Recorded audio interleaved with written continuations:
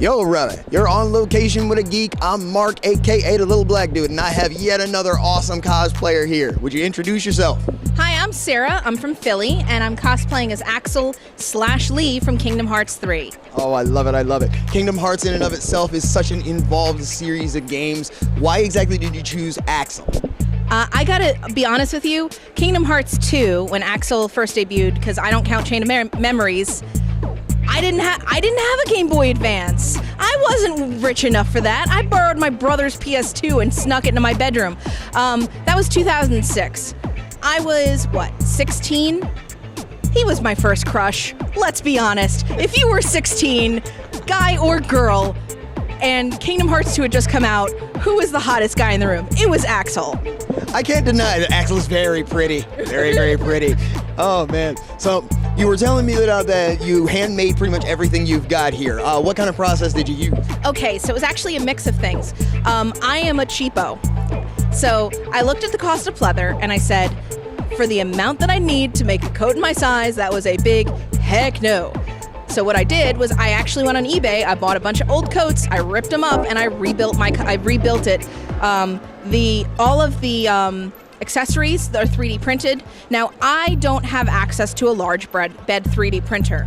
A lot of libraries nowadays, cosplayer tip, let you use their small bed 3D printers free of charge. Usually you just have to pay for the filament. Where I live, I have access to one completely free. I bring my own filament, but hey, I could use what they have. Now this guy's a little bit bigger, so I did hire somebody out to 3D print this for me, but I did all the sanding, priming, painting, and electronics that's inside of it. So huge props. I'm gonna give a shout out to the guy who did the actual print. That's Simplify Cosplay on Etsy.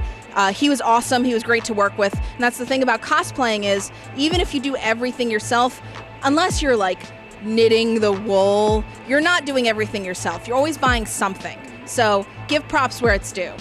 Absolutely. And the fact that you are doing as much as you are doing by hand, by the way, it's even more impressive that you're doing so without having much sight. Can you tell us a little bit more about how you got started?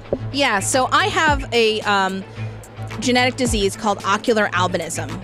It's genetic, which means that I've had it since birth. So unlike other people who've lost their sight over time, this is how I've seen my whole life. I do walk with a cane, which is out of frame right now.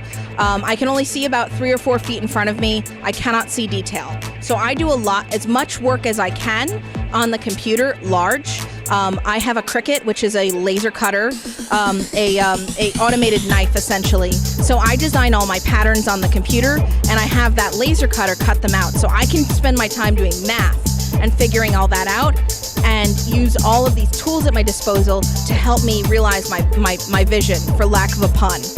I don't care what anybody says, that is amazing, and anybody who doesn't think so will deal with me. Oh my God.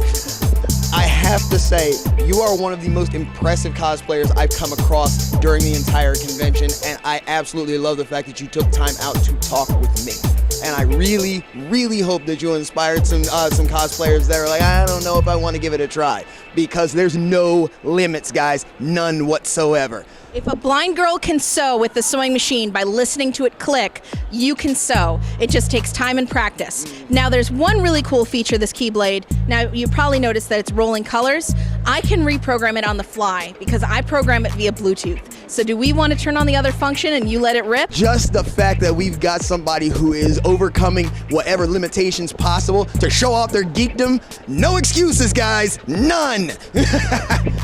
As we go on and do some more interviews, I want to make sure that everyone knows that I am going to be linking in the down low for everything that I'm coming across, any way that you can support the people that are coming through, so that you, I, and everybody who's geeky can get somewhere a little bit closer to where we're doing and support our community. It will be a wonderful thing for us.